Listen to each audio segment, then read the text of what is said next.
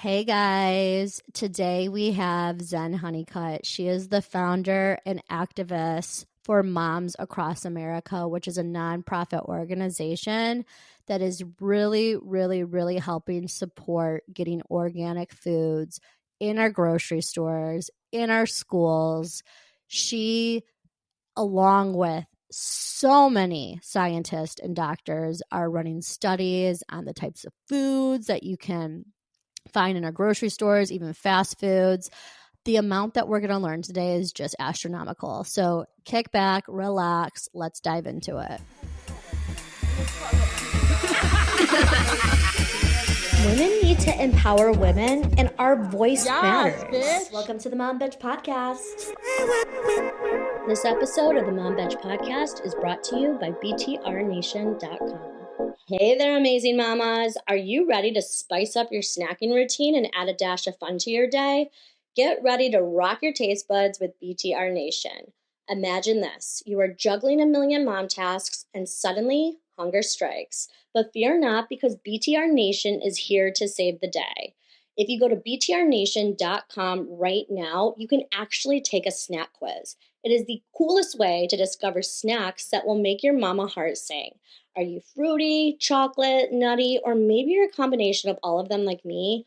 All you do is answer a few questions and voila, your snack perfection awaits. From protein-packed bars to guilt-free truffle cups and energizing boosting bites, BTR Nation has got everything a mama could dream of.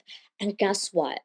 BTR Nation snacks are crafted with clean, wholesome ingredients, ensuring you snack like a mom boss and feel fantastic while taking on the world. Plus, did you know BTR Nation recently earned a spot on Forbes' list of 7 food and beverage brands positively impacting our planet and health, with low sugar, low carb, low sodium, high protein, high fiber. So what are you waiting for?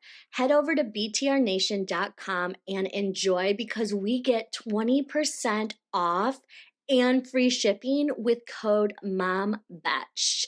That's 20% off and free shipping with code MOMBETCH. MOMBETCH. Hey mamas, we're so excited for you guys to join us.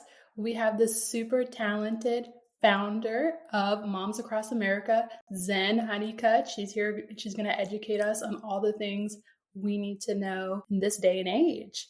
So actually, before we open up, you're so influential that Celia has a story to confess to you. As soon as we got off that weekend, I told my husband, James, I'm like, we're going through the pantry. We're doing spring cleaning.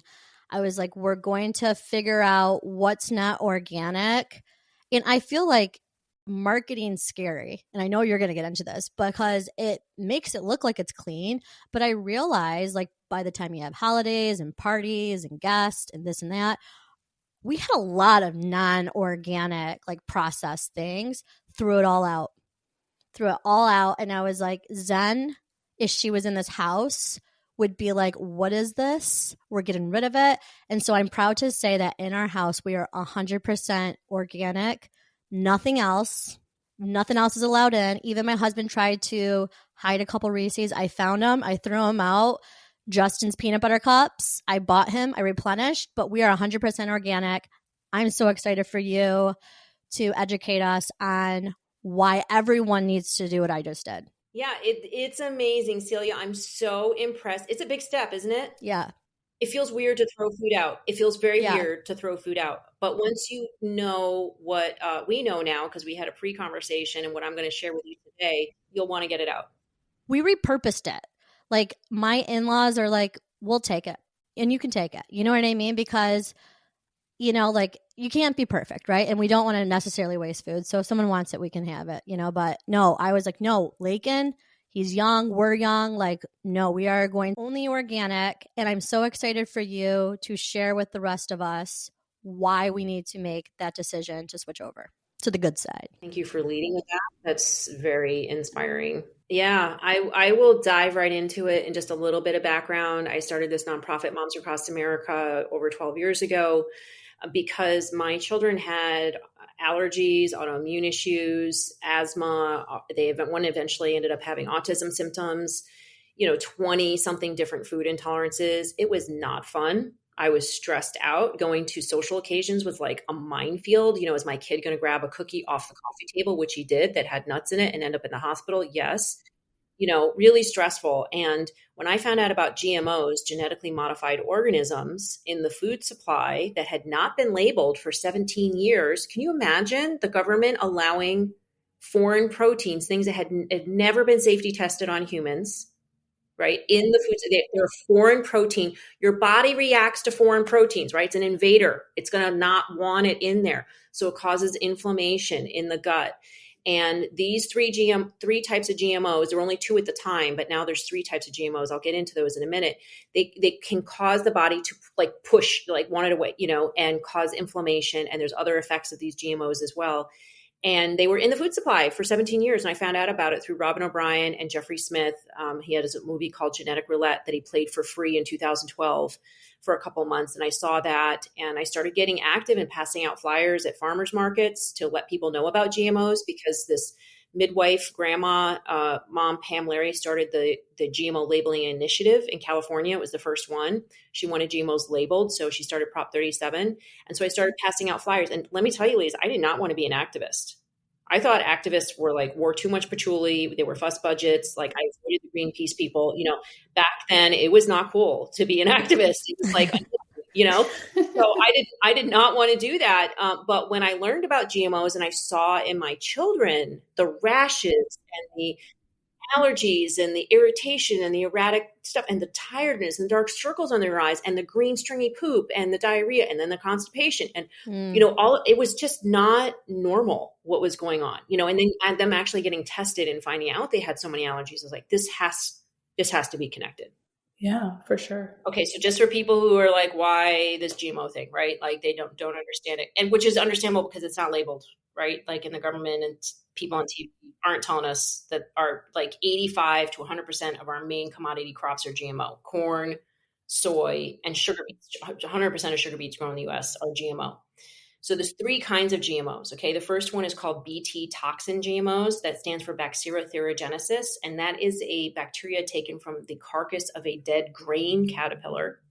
And they use that bacteria. They do use it in organic farming, and it dissipates within about 4 hours. The toxins in it dissipate. Okay? They just dry up.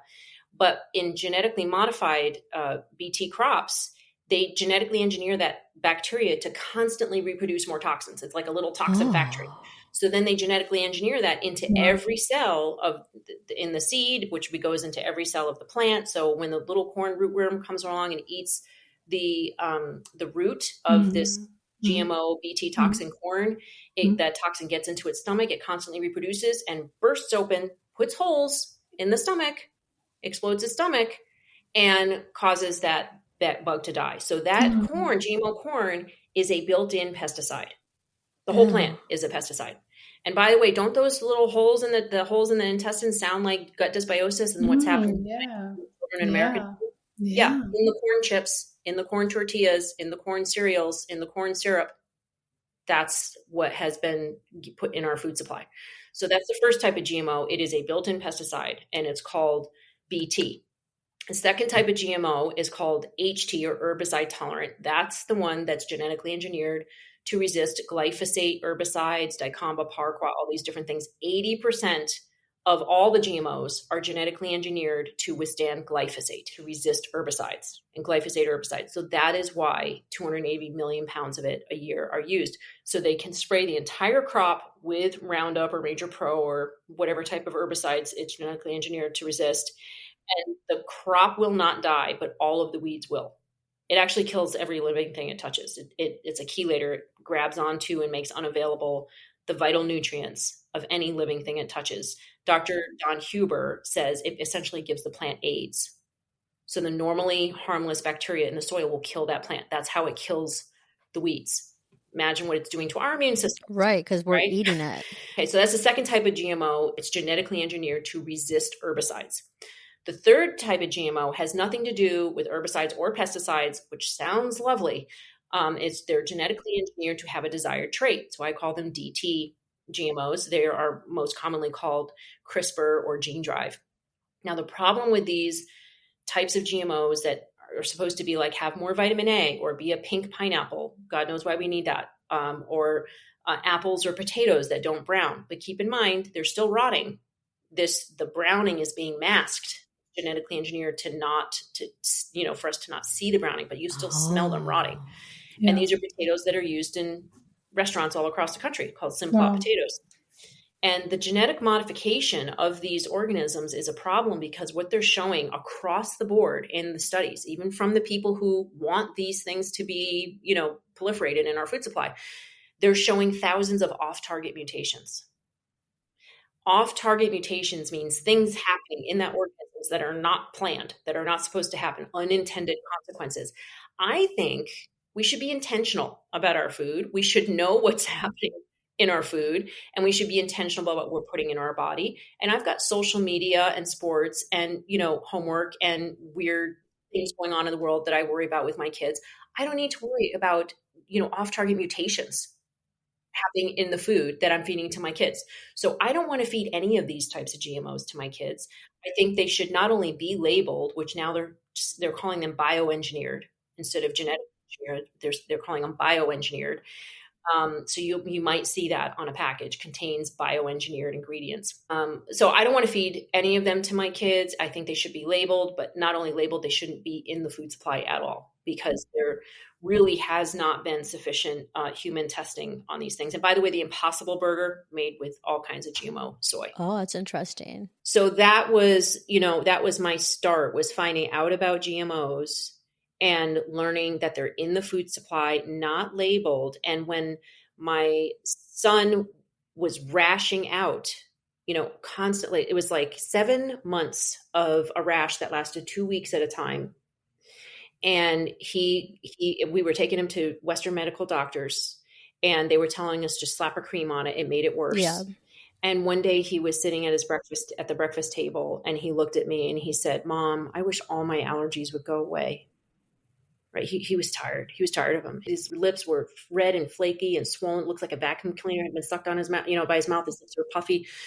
And he had to go to school like that, poor kid, really embarrassing. Yeah. And I looked at him and I said, "Me too, buddy. I wished all his allergies would go away too."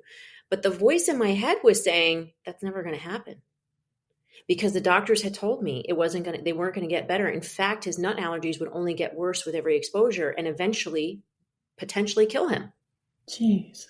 So then I realized what that voice in my head was saying. It was, and I was like, wait a second, that's not empowering. That's seeing him as a victim, me as a victim. Like, I realized I had been filled with resignation and doubt for about 3 years, because he almost died from these nuts on Thanksgiving evening from stuffing. And so for 3 years or 4 years, he was then 9. We had just avoided them, right? We had just done the best we could to avoid them. But at that point in time, I was like, wait a second, I'm seeing him as small. I'm seeing myself as small. Yeah. That's not what I'm committed to. I am committed to being courageous and creative and a huge contribution to the world. That's just something I've created for myself, right? And so I thought, what if there was something we could do? So I remembered my cousin Sarah, who had gone gluten-free for a year, really 100% gluten-free, and sorted out her gut microbiome, which we'll talk about. And a year later, she was able to eat a slice of cake at a wedding, or a slice of pizza at a birthday party. So I asked my son, Ben, would you like to one day be able to eat a slice of pizza at a birthday party? And his eyes got big and he said, yes. Aww. And I said, would you drink green drinks? Would you be my partner in your health? Like, would you do whatever it takes? And in my head now, I'm thinking, I will eat birdseed with this kid if I need to. Do you know what I mean? We're getting better. Yeah, right. For mamas. Yep. Yep. And he thought about it and he said, yes. So then I shook his hand and I said, then I promise you, buddy, you will get better. And I didn't know how. I have to say, that was one of those white light, like, holy crap, what did I just say? Moments. Yeah. But Mom knows best. I knew that if I created partnership with him and if I made a promise to him, I said, I promise you, you will get better. I knew that with a promise, I would take actions I normally would never take, right? Because you have to, that's your word. I'm stepping up. Yeah, that's absolutely. what I did. So when I made that promise, I held myself accountable. He held me accountable. I held him accountable. And within 4 months, his allergies were dramatically better. And when my second son got autism symptoms, which is another story, but we went 100% organic, which is, Celia, what you just did, 100% organic in the house. That's it. Like Gates Fortress closed. That's it. Nothing's coming in that's not organic. And within 6 weeks of being 100% organic and, fermented foods, and we did have to do some antibiotics and antifungals at the time because he had C. diff and all kinds of stuff, but 100% organic, keeping the glyphosate out, which we'll talk about. That son with autism symptoms got better. His glyphosate levels were no longer detectable, which we'll talk about, and he got better. And my other son with the allergies went from 19 down to a 0.2. Wow. So he no longer has life-threatening allergies. Anaphylactic. Wow. Yeah, and I have peace of mind that is priceless, that my son will not die from food. It's literally poison. That's crazy. Yeah, and it's been over 10 years, and he has not had to go to a doctor for any other reason except for sports checkups. Wow. And so does he eat regular things now? He eats organic food, only organic food. He's an organic whole food plant-based diet person. He has started to incorporate some pasture-raised 100% organic, like we know the chickens, the eggs that he eats is from our farm, that type of thing. He'll eat some bison and venison, which are very healthy, clean meats. And, he's doing amazing. Just no problems. And if he does get exposed now to nuts by accident, like sometimes a vegan dessert or something will have cashews in it, he feels slightly queasy. He gets maybe a little bit rashy, but he doesn't have to go to the hospital. Yeah. Nothing's swelling or puffing up. It's amazing. He's totally fine. So, and he doesn't want the pizza at a birthday party anymore. Right. He doesn't want to eat it anyways, but I think he's like the proven point of you can heal within. Disclaimer, right? Everyone has their own medical, right? Like we're not giving medical advice, but you can heal within. Glyphosate, Roundup. Yes. My grandpa was actually obsessed with talking about this, and I quite never really understood it until now. I'm like, okay, my gramps was like ahead of time, but can you give us a little 411 on the glyphosate for anyone listening that may not know and or maybe just knows a little bit? Sure. Yeah. So glyphosate is the declared active chemical ingredient in Roundup or Ranger Pro. There's 750 different brands now of herbicides that contain glyphosate. And it originally comes from Monsanto, the people who made Agent Orange, and many other very harmful chemicals.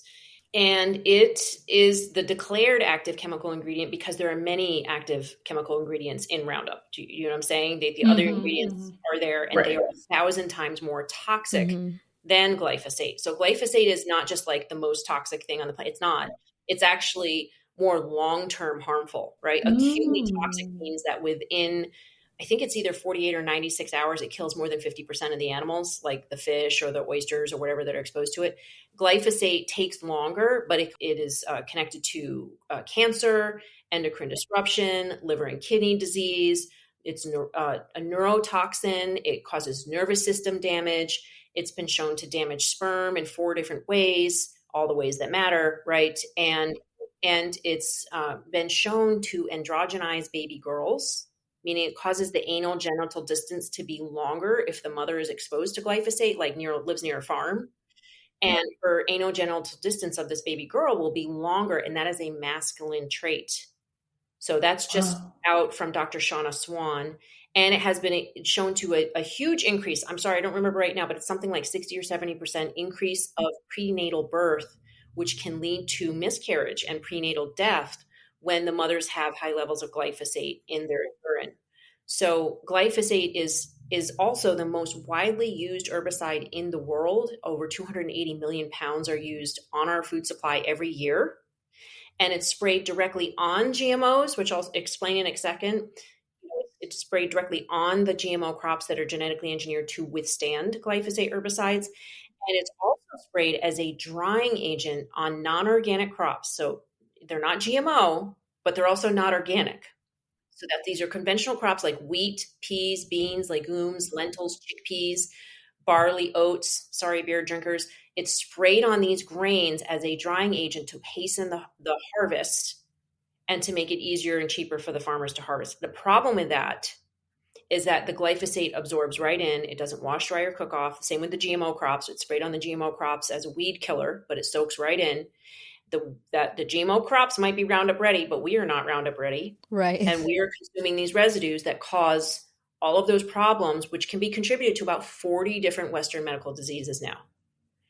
Dr. Don Huber, one of our advisors, he's like a 60-year plant pathologist. He's in his 90s now, so he might be even 60 or 70-year plant pathologist. He says that glyphosate is going to make DDT look like mouthwash. That's how harmful it is. It's been around for at least 40 years, close to 50 years now in the food supply, but they didn't start using it as a drying agent until about 2010, I believe, 2012, somewhere around then. So, but they were using it on GMO crops before that. So corn and soy, and that was in the late 90s, like 1996 was when they started really using a lot of it, directly on GMO corn crops. Like before that, they were using it as a weed killer, but what they noticed, the farmers, is that it was killing off their crops because, the crops weren't genetically engineered to withstand it. So then they genetically engineered the crops to withstand it, and they started spraying it directly on it in the late 1990s, which, by the way, is exactly when there was a spike in autism. It was the late 1990s, right? We believe that is directly correlate, and there are studies to show higher levels of glyphosate, in the mother's urine means higher levels of autism. So one of the other things that they noticed in the study is that there are higher levels of autism, especially in male rats, when the mothers are exposed to glyphosate in utero during pregnancy. Is it passed through breast milk? Yes, it is. We tested, Moms Across America initiated the first glyphosate testing in America. And we tested breast milk and children's urine. My son's urine had the level of a farmer, the one that had those autism symptoms. God. Wow. That was because he was eating wheat. My other two sons were not. They were gluten-free.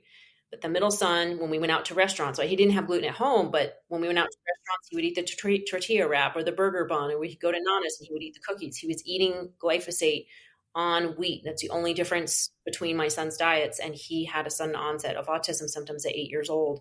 And the levels in his urine were like 8.7 parts per billion. The levels at a farmer are about 9. That's insane. Yeah. So but that's what's happening to most Americans now. That's absolutely insane. The timeline makes sense why cancer and so many diseases are on the rise. Yes. It's like not an option, right? Like, and you said it yourself, like when you went back to that breakfast table with your son, you said, if I make this promise, I'm going to do things I normally wouldn't do. That's exactly what every single person needs to do starting today on out, is to change for your future and to change for your children's future. For your families. Mm-hmm. I want to move to a topic that is going to be what some people are going to be like, well, how do you afford organic food? Easy, right? Like you have all of the tips on how to simplify our dinners, how to relook at how we budget. Can you give us some of your tips? I mean, you've been all throughout the country, all 50 states, over 1,000 community events. I'm sure you've collected the best tips and tricks to share with our audience. I'm super proud of our moms. And what I have learned is that buying locally, buying bulk is really, really important. Buying from places like Azure Standard is a co-op, a national co-op, where you can buy like 50-pound bags of rice, 50-pound bags of beans. Buying dried beans is way cheaper. Buying bulk rice is way cheaper. And this is all organic, of course, right? And when you cook rice and beans, what your grandmas didn't teach us, I don't know what happened. Grandmas and our moms didn't teach us, but you got to soak it first to get rid of the phytic acid. Drain it, rinse it out, get all that stuff off. And then you will have much better absorption of minerals. And people who do this, who feed chickens too, they soak the corn first. It gets sprouted a little bit, or the wheats or berries, it gets sprouted a little bit, and it makes the minerals more absorbable. That's interesting. And so when you're absorbing more nutrients, you're less hungry. And when you eat local food, I'm not kidding. I went to a farm to table dinner, and it was on the farm. We had the appetizer. It was nutrient dense food that was picked that day. We had the appetizer, and I was like, I don't need to eat anymore. I'm not kidding. It was so nutrient dense that, straight from the farms, regeneratively, organically grown. So just keep in mind that you can buy less food when you are buying nutrient dense, safe, non-toxic, regeneratively grown or organically grown food. So buy bulk, plan ahead. And on Sunday, what I do is I cook a bunch of food. I roast a chicken. I cook a bunch of rice. I cook a bunch of beans. The kids pretty much always have, either chicken, rice, or beans, or some type of meat that I've cooked, because we do still have meat eaters in our house. It's all organic meat, but we still have that. And I have a meal plan. It's so important to have just you can incorporate your kids. Say, would you like to plan the meals this week? They some of them cook because of that, right? My kids are now teenagers, and they pick nights and they cook, and they're happy to do that. They're like, oh, I'm going to take Taco Tuesday, or somebody else is like, I'll do Fish Friday, and they'll pick meals and they'll be creative and make it simple. Like, you really don't need to have all kinds of stuff piled on and creams and cheeses. And you really don't. Like, you can have it really simple. It can be rice with a little lemon pepper and broccoli. And you don't even need to have all that oil on it. Cutting out the seed oils is really important. And, in a basic, grilled, fish or steak or, whatever with some seasonings. And you don't need to have a dessert after every meal. Cut that out. No sodas in our house ever. No sodas. We don't do candy bars ever, and we hardly ever buy chips. That's like for parties and random time. Like my kids do not just sit around the house eating chips, because it's not nutrient dense, and it's covered in seed oils. So we have fruit in the house all the time. Apples and bananas. All organic, of course, and they have their organic tortillas and their organic breads, like things that they can make a quick snack with. That's amazing, and I think the takeaway is like, make it simple, even if it's an egg, avocado, toast, nutrient dense. You mentioned that your son had symptoms, and this probably happens all of the time, symptoms of specific disease, symptoms of specific autoimmune, like whatever it may be. Mm-hmm. How did the nutrition impact their behavior? It's a world of social media, technology. They're like just all over the place. Like, can you tell us a little bit more on how this food actually impacts the mental health of our children? Absolutely. I'd love to. And I saw it in my son, when he had the autism symptoms. He was at one point trying to hit me, and I looked in his eyes and I could tell he did not like the way he was being. Right. His eyes were begging for help, even though his body was acting out, like in rage. And we saw those symptoms go away, as I mentioned. But I want to tell another story that is it is a mental health story. Today's episode is brought to you by Make Mementos, the perfect way to keep your loved ones close no matter where life takes you.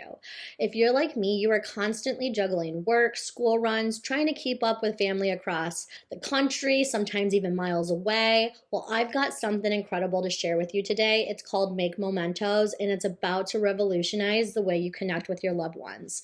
Picture this: grandma, grandpa, they're living their best life in Florida. Wouldn't it be amazing for them to send your little ones something that truly makes them feel close? Make Mementos lets you record personalized ebooks and e-cards using your own voice and send them instantly to anyone, anywhere. And it's not just for grandparents. Whether you're a military parent stationed overseas, or just want to share a special moment with your best friend's new baby, or even record your child reading their first book to save that memory forever, Make Mementos is the perfect way to make every occasion memorable. And here is the best part: there's no shipping involved. No complicated video chats to schedule. Just record your message, hit send, and let Make Memento work its magic. And for the entire month of May, Make Mementos has given us 15% off a recordable ebook or e-card with the code MOMLOVE24. That's MOMLOVE24 for 15% off a recordable ebook or e-card, and expires on May 31st at midnight Eastern Standard Time. So what are you waiting for? Head over to makemementos.com today and start spreading love and joy with the power of your voice. Make every moment count with Make Mementos. Okay, and this is from Santa Ana, California. A mom called me, and this was many years ago, but at that time she said, I'm calling you because I want you to know how important it is that you're doing what you're doing and what you're doing right now by letting people know about what's going on with the food supply. Because when my son was 9 years old, he had mental health issues. And I told his school and they ignored me. And then one day they called me and said, you need to come pick up your son from school because he just threatened to blow up the school with a bomb and kill everyone in it. And she said, well, I told you he has mental health issues. And they said, okay, we'll send him to she's like, I need help. And they said, okay, we'll send him to a psychiatrist. So they sent him to a psychiatrist, and the psychiatrist assessed her child and said, here's your, SSRI, antidepressant drug. And she's like, that's it? Isn't there anything else I can do? And he said, well, have you thought about what you're feeding him? And she's like, no, why? And he's like, have you thought about the pesticides, the dyes, the GMOs, the artificial flavorings, the synthetic chemicals? She said, no. And she's like, what are you feeding him? And she said, quesadillas, hot dogs, pizza, burgers, it was a standard American diet. And he said, well, you can either feed your child organic or you can give him this SRI for the rest of his life. So this single mom of 4 kids with language barriers, right? Hispanic mom, gave her son organic rice and beans. I mean, she buckled down. She gave him only organic. And within 2 weeks, the school principal called her and said, we don't know what you've done, but keep doing it because this is a completely new human being. That's crazy. And she told me that, and this was the day after the school shooting in Florida. You remember that big one? Yeah. And she called me to say, now my son is now 17. And I know that this year or next year, whenever it is you can buy guns in California, he would be able to go to a Walmart or, wherever, somebody's basement and buy a gun. And he would be one of those shooters that would shoot up his school. It's a very difficult thing for a mother to say. But then she said, but he will not do that because he's eating organic. He's healthy. He's responsible. He's working in community gardens. He is a happy, productive kid. And I'm like, oh my God, you know what you did? You gave that kid, your son, a new future. That was not the future that he was going to have anyway. And you gave everyone at his school and everyone in your community a new future because they're not mourning the death of a dozen or more kids and trauma and loss. And I said, and you most likely gave the entire country a new future because who knows what those kids, your son and the other kids at those schools, what they will produce, what they will invent, if they'll run for office. I get chills every time I talk about this because it's like, that's why we do what we do at Moms Across America. I'm sure that's why you're doing what you're doing. We just want our kids to be able to live up to their fullest potential. Mm-hmm. We want to have an amazing, thriving, beautiful, safe country. We want a wonderful future for our country. We cannot have that if kids and adults cannot live up to their fullest potential. If they have mental health issues, which is 1 out of 5 people in America today, if they have toxins in their bodies, if they're not able to, behave properly, they're not able to live up to their fullest potential. But we see firsthand, and I have hundreds, if not thousands now, of texts and emails and letters of people saying when they eat organic, when they clear those toxins out of their body, the body is amazing. It can repair itself. It can heal. My kids can now eat wheat and dairy and eggs and even nuts, even though he doesn't like to, without having to go to the hospital. They can eat those foods as long as they're organic. So we can reclaim our health. We can reclaim our children's potential. We just need to get the toxins out. Yeah. Out of the house, out of our food, out of our household body care products, get the toxins out, and you will allow the body to be able to heal itself and for the kids to be able to live to their fullest potential. So what about nutrient deficiencies and aggression? Yes. So that was one example with that child. But what I noticed and what got me really interested about this was a book by Dr. Barbara Reed Stitt. She's actually a PhD. And she is a Lifetime Achievement Award winner who wrote a book called Food and Behavior, A Natural Connection. And she studied criminals, parolees, and serial killers in prisons and high school dropouts for 20 years. Like the studies were like a year at a time. Very extensive, very well known. And her book is easy to read too. I highly recommend it. And in her book, just a few points to summarize, when she studied the prisoners, she noticed that by switching out you could imagine god-awful, highly processed foods in a prison. Mm-hmm. When she switched it out from that food to whole foods and She doesn't specify at the time organic, but whole foods. And it was the late 90s. So she was definitely getting rid of GMOs and, a lot of pesticides, I'm sure. And if we're doing that within 1 year, she saw that the recidivism rate switched. And that means that instead of coming into prison, going out and coming back in again within a year, the people came into prison, went out, and stayed out, 70% of them. That whole rate switched. And when they did things like simply supplementing with proper vitamins and minerals, within 1 to 2 weeks, the recorded numbers of of aggressive behavior, because they record that in prison, the recorded number of aggressive behaviors dropped by 50 to 70% within 1 to 2 weeks of just supplementation and, proper mineral supplements. By the way, in schools, she noticed in a school of 5,000, instead of 500 dropping out, when she switched out the food, to healthy foods, only 14 dropped out. And a significantly higher number of them went on to go to college and to be successful.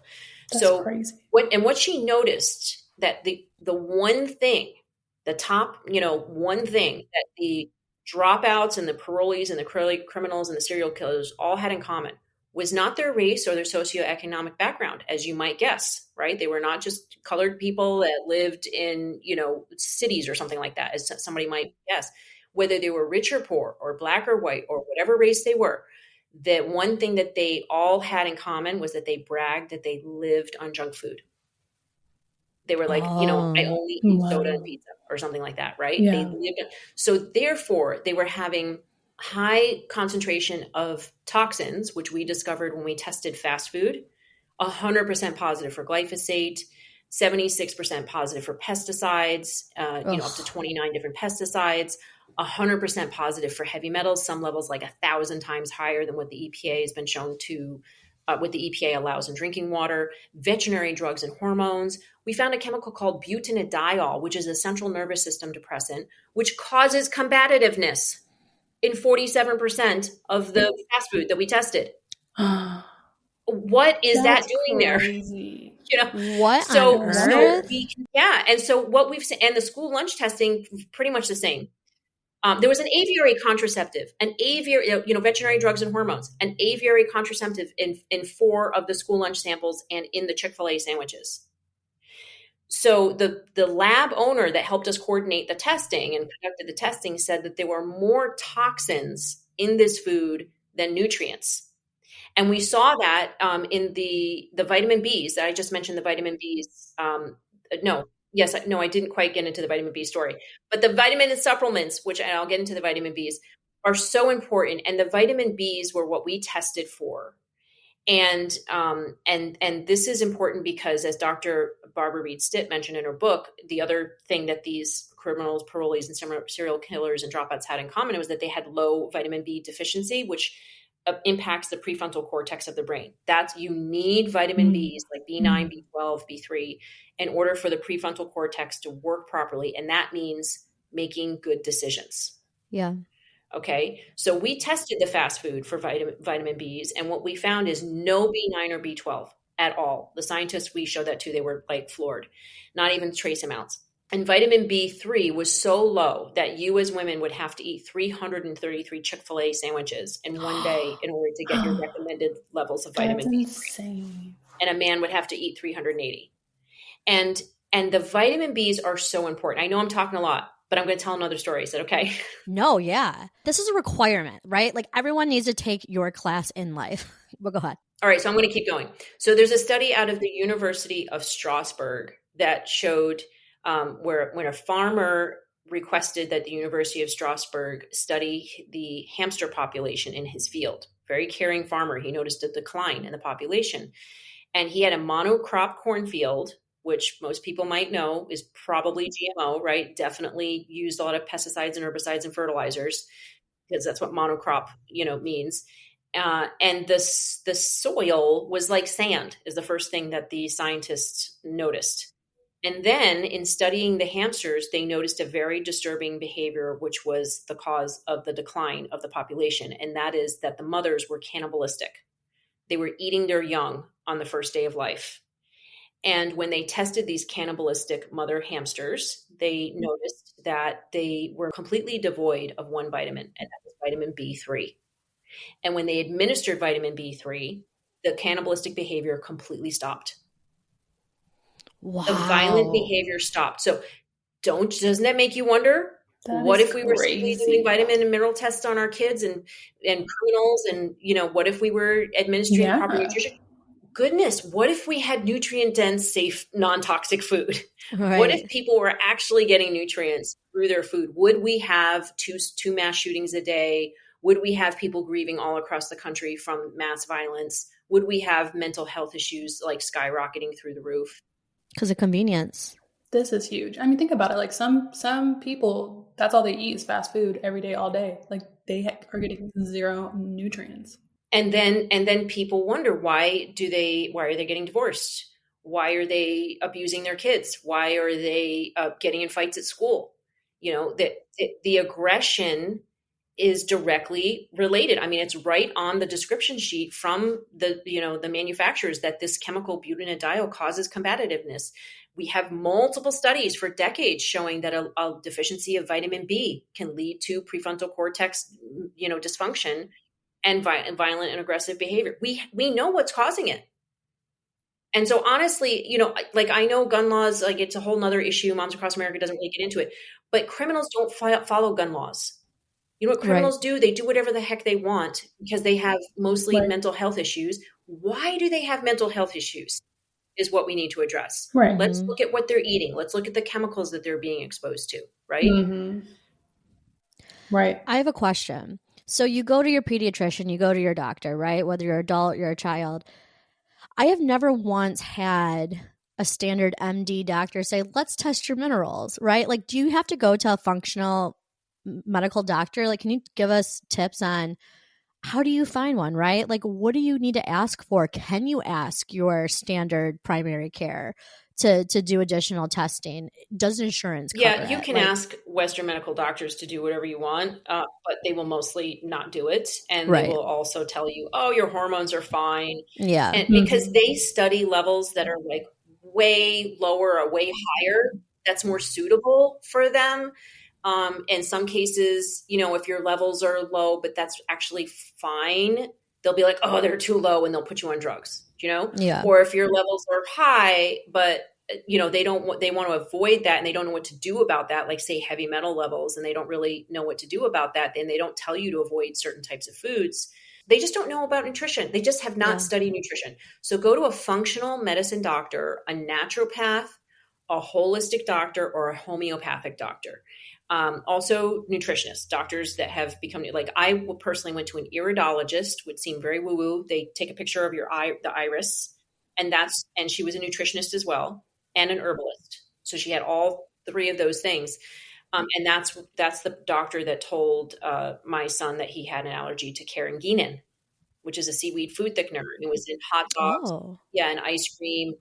Like no Western medical doctor could tell us that, right? We had gone to 6 other doctors.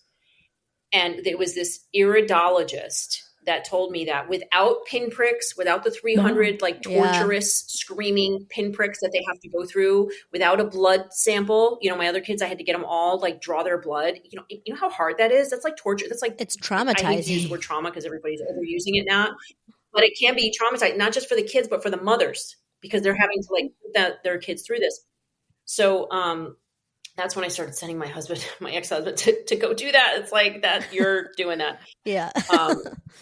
Yeah. But, no, iridologists can determine that type of thing without all of that. And now I think they say it's not diagnostic. I think they have to say that it's not diagnostic, but what we noticed was that when she said, oh, that looks like a carrageenan allergy, and he ate carrageenan by accident in an organic chicken lunch meat sandwich, which back then I think I know they still allowed carrageenan.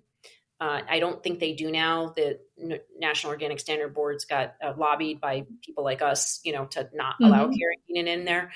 So I don't think they allow it anymore. But keep an eye out for it. It's in marshmallows and hot dogs and ice cream. Oh, and, interesting. some milks like oat milks and stuff. It makes it creamy. So when he ate it again, he did have an allergic reaction. But after 4 months of going non-GMO, remember when I told you we created that partnership? Within 4 months of going non-GMO, that rash under his lip was just a faint pink line, and it only lasted 2 days. Before that, it had been 2 weeks, red, full of blown, cracked, bleeding lips, right? Yeah. So we cleaned up his diet enough just by going GMO free for him to start to heal his gut. We gave him MSM by MRM, which helps line the gut and helps it heal it. He had lots of green drinks. He had Chinese herbs. He had acupuncture. I mean, the whole shebang, right? Yeah. And I think we even tried NAT, which is like a energy muscle testing type thing.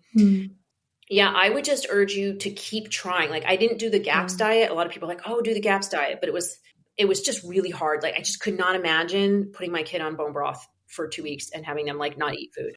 Yeah, that might be a little tough. Yeah. So you just got to do whatever it takes that is good for you and works for you to heal the gut. So moms that have listened to this and are now feeling invigorated and they're angry and they want to do something, what are some ways for moms to become an activist? Well, first of all, take care of your family first. Okay. And like Celia did, get rid of everything in your house that, should not be there. And don't feel bad about it. Okay. You're not a garbage can. You don't need to eat it just because it's there. Okay. You do not. I know you spent money on it. Yeah. I love that. I'm sorry. You are not a garbage can. Your body deserves more. You can throw this out. Yeah. You can throw it out in a real garbage can, not your body. Okay. You don't have to eat it. So don't eat it. If you want to give it to a neighbor to feel better, fine. But I'm like, I told my son that I was like, yeah, we could just give this to him. He said, Mom, if we're not going to eat it, why would we want to? I mean, to the point of my in-laws, right. I'm actually just going to take it out to the trash. They're not getting it either.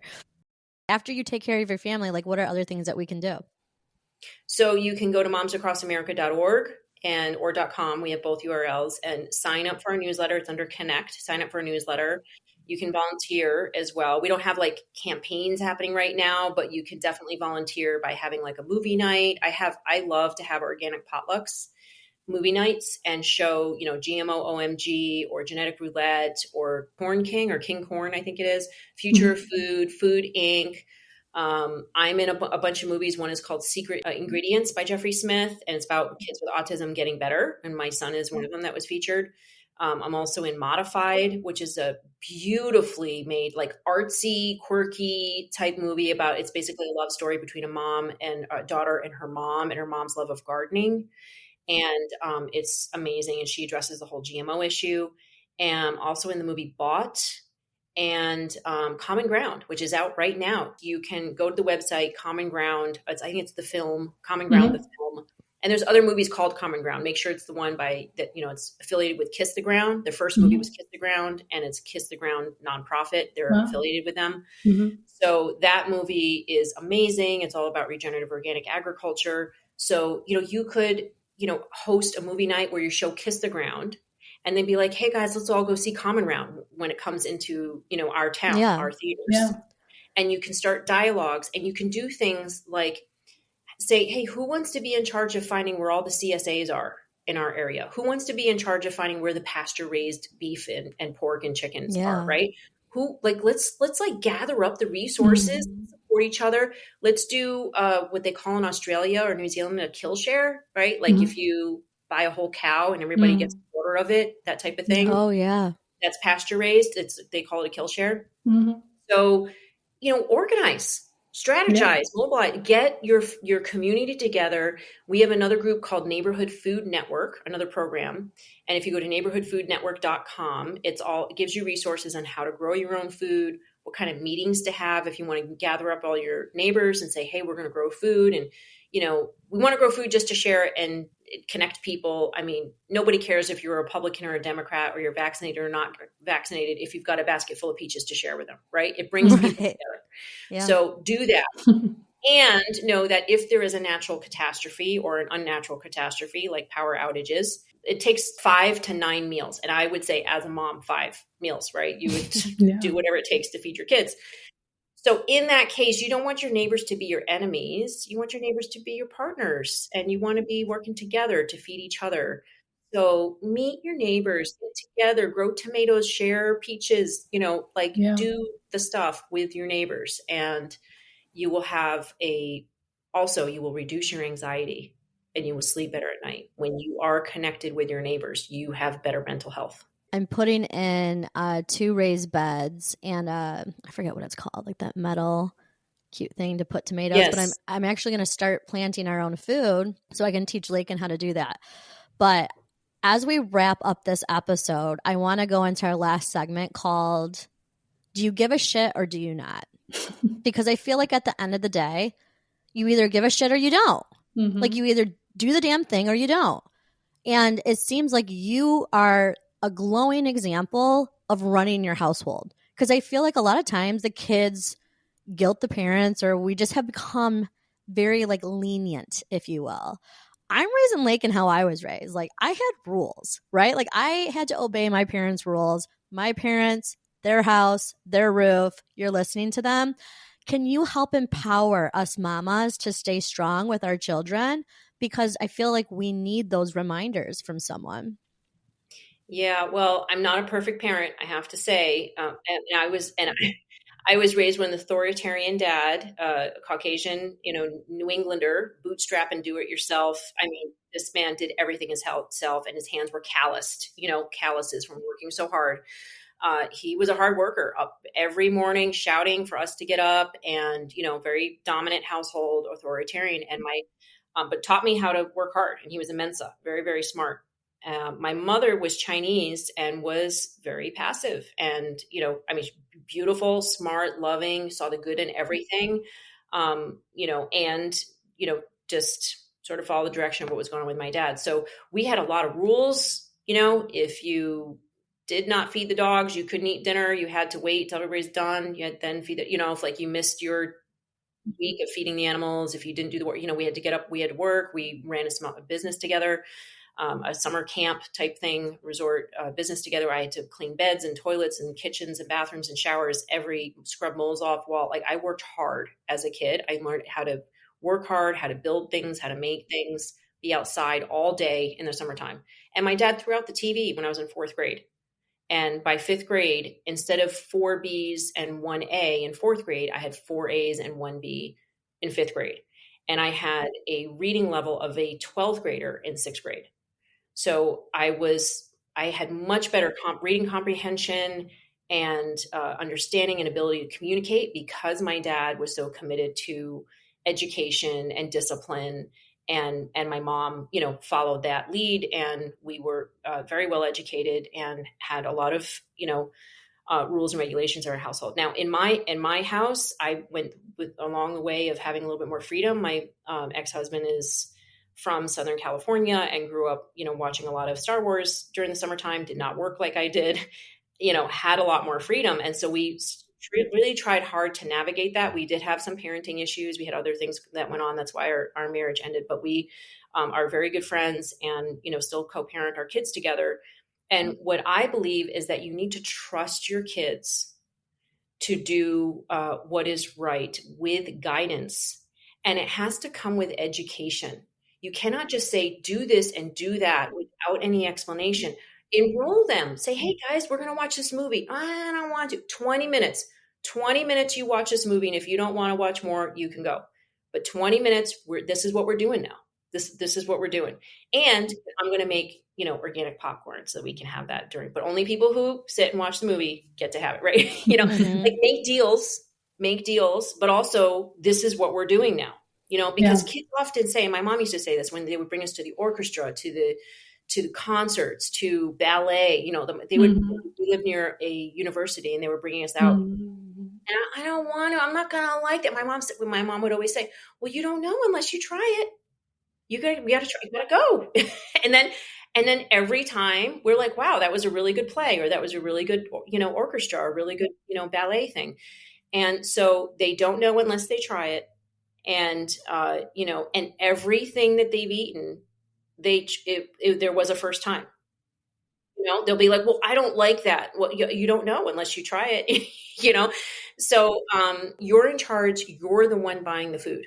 Yes. You're the consumer dollar. Also, always give them options.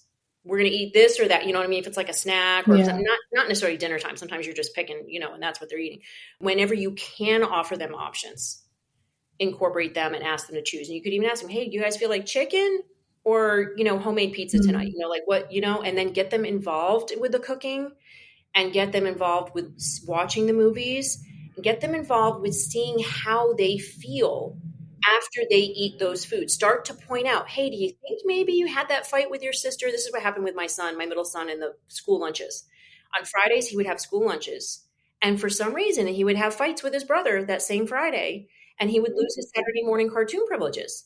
And after about a month of that happening, I was like, wait a second, this could be related. And I asked him, and he's like, no. But that happened 3 more times in a row. He got in a fight with his brother, lost his Saturday morning cartoon privileges. And by the 4th time, he's like, yeah, you know what? I'm not going to do those school lunches anymore. He chose for himself. He chose for himself. This was like, I don't know, 3rd or 4th grade. He chose for himself. Just being mindful. Yeah. And empowering your kids to learn. That's the trick. We have to be curious. We want our kids to be curious so that they make their own decisions, which is, to your point, you're equipping your child to, live to their fullest potential. Yeah. And so seeing them as curious kids, supporting that curiosity, giving them the opportunities to see how they feel. Like sometimes be like, okay, you want to have that bagel after church or that donut after church? Maybe not right away when they have autism symptoms and they're flaring up. There's going to be a time when it's like, no, we're not doing that. But if they at one point when they get older, they try to, sort this out, let's just see how you feel after that. And usually afterwards, they're asleep. They sugar crash. They don't feel good. They're grumpy. They're cranky. And they start to notice how they feel. And that's what you want. You want children who choose on their own to take care of themselves. You don't want to be the authoritarian military dictator for the rest of your lives. They're going to grow up and go out of the house without you. And you want them to be able to make those choices for themselves. That's so smart. That's awesome. Man, I feel like this is a beautiful episode because there's so many tips. There's so much knowledge, so many things, like I learned so much. I'm just so happy I made the decision to go all organic, and our hope is that more people do. I have a question. If we're in a pinch, right, and we're out and about, is there a decent, I won't say safe, but a decent fast food option? I would recommend, and I'm not being paid to do this. I'm not a sponsor, but Chipotle had the lowest glyphosate levels. They had lower pesticide levels. They had, I don't think they had any veterinary drugs or hormones. They had very much lower levels than other places. And they're the ones that, coincidentally went GMO free a long time, a while when they first came out, they were GMO free and mostly organic. And they have invested in chemical free weed management. They're like robots. Really? And they're not robots that look like people. They're just like little boxes that go in between the rows and burn the weeds so that, farm workers, when they go out to harvest the peppers or the tomatoes or the beans or whatever, they're not coming in contact with those chemicals. So they're not taking away jobs with these robots. Like some people say, they're actually making the jobs safer for humans. Wow. You know what I mean? Because they're not coming in contact with these chemicals and the food safer. So Chipotle has actually invested in the solution. So I love that. That's pretty much the only fast food place I'll let my kids go to or that we go to. Good to know. Yeah. My husband's going to be so excited. Like as soon as he listens to this episode, he's going to be like, honey, let's go get some Chipotle. That's the one thing he's going to take. Yeah, that's the one thing. Yeah. I mean, but hey, that's great to know. Mm-hmm. And I've never noticed any type of reaction in my kids after eating Chipotle. And that's a big deal because they used to have 20 different, food tolerances and reactions. So that's been very helpful. Yeah. Panera Bread, by the way, highest level of glyphosate. Panera Bread and Arby's. Panera Bread. Yeah. Because of the wheat sprayed with glyphosate as a drying agent. Oh yeah. The wheat, the bread. Yeah. If you're going to eat out, avoid the bread. Yeah. The bread is going to have the highest levels of glyphosate. Yeah. And cadmium, the highest levels of heavy metals was in In-N-Out French fries. So sorry. Really? High levels of cadmium because the potatoes are in the ground absorbing the heavy metals. So if you want to avoid heavy metals, don't do the root vegetables, the potatoes and the sweet potatoes. I don't know. I don't know what to say. I hate that. I hate that a lot. But you can also detox. You can use bentonite clay and activated charcoal and but go through a detox process with your doctor because you get constipated, you could have Hertz, whatever reactions. Like detoxing is a very serious thing. So don't just detox because I mentioned detoxing, go to a doctor and go through that. But get your heavy metals tested first. It's same thing with your children. Get their heavy metals levels tested, their vitamins and their minerals. I just had a new ND show with Dr. Michelle Perrell. She wrote a book called What's Making Our Children Sick. And she said the test would be antibodies found, for food, IgG, IgA, the allergy tests, the microbiome testing, basically your poop test to see what types of bacteria are in your poop, your nutrient profiles, the vitamins and the minerals, heavy metals, Lyme infections. Those are the 5 tests that she would recommend the most to kids with autism or behavioral issues and things like that to suss out what is going on with them so that you're not just throwing vitamins and creating expensive pee. You want to put the right vitamins in their diet, right? Like some may not need vitamin B. Vitamin B might be like the thing that they need, right? But you need to get them tested to figure that out. But you can't do it. And it doesn't have to be all at once. But I'm telling you, instead of an expensive vacation, take that $2,000 or $3,000 and spend it on your kids' health. Spend it on your health. It is an investment for the rest of your life. It's not just for right now. Well, that's literally, I'm speechless. Like, I'm angry as a mom, personally. I'm angrier now that we had this conversation because I've learned even more, but I'm more empowered to now take your advice and like start to be an activist within Lakin's world, like with his daycare and with, anything that he's going to do or I'm going to do. I got my daycare. I took their budget. I got their budget and over Thanksgiving break, I figured out what the snacks should be for the daycare, all non-GMO and organic. And I came out $123 under their budget. The main thing I did was take out the juices. They don't need an apple juice, by the way. Anything with cinnamon and apple juice can have high levels of lead. So they get to drink water. That's all. And then the other snacks, all organic and non-GMO, and came out under budget. So it just takes a committed mom. Just takes somebody saying, hey, you know what? I'm going to do this. I'm going to do this. And I'm sure they want our help, right? Like we're not being like invasive. We're being helpful. Right. You know? Yeah. And educating them in case they don't know because they're just probably getting whatever Gordon Food Service has dropped off to them. And the kids they don't know. Will be better behaved for them. So it's all it's like full circle. I feel like we're sisters in partnership to get this country healthier, right? One family at a time. We are going to get our kids able to live up to their fullest potential. And by the way, the GMO studies show that the 3rd generation of rats were completely sterile. So this is not just I'm getting my family organic. This is the entire community needs to be organic because your son's future spouse is out there somewhere. My son's future spouse is out there somewhere. And if we want them to experience the profound love that it is to have one's own child, the reproductive organs need to be able to work. So this is why it's so important for us to get our families healthy first and then branch out, have those movie nights, have those speaker series, have watch it, get together at parks and play dates and talk about this and share with each other. For instance, one mom was like, her son was going crazy at a barbecue. I just met her and I started sharing with her about GMOs and I got to the endocrine disruption and miscarriage part. And I asked her, wait a second, is this too much? And she said, no, this is my kid you're talking about here. You've got to tell me. And I was like, yeah, you're right. I do got to tell her. We all have to tell each other. So that's why your podcast is so important. That's why people listening, sharing it, this is so important. We got to tell each other. Our kids' futures are at stake. Our country's future is at stake. We need safe, non-toxic, nutrient-dense food. This is mission number 1. Everything else is affected by this. Homelessness, job stuff, mental health, violence, all of it is affected by what our families are eating. So let's get our families to have safe, non-toxic, nutrient-dense food, whether it be organic, regenerative organic, biodynamic. Let's just get that into their bodies and we'll see our communities heal. Love that. Love it. Co-signed, as Cammie would say. Well, thank you so much for coming on. We are endlessly so thankful to have you. We will make sure to have all of the links, all of the resources we talked about today in the description. We hope to work with you again in the near future. Thank you for your time so much. We appreciate it. Yeah, we appreciate you. You guys are awesome. Thank you so much. And thanks to your listeners.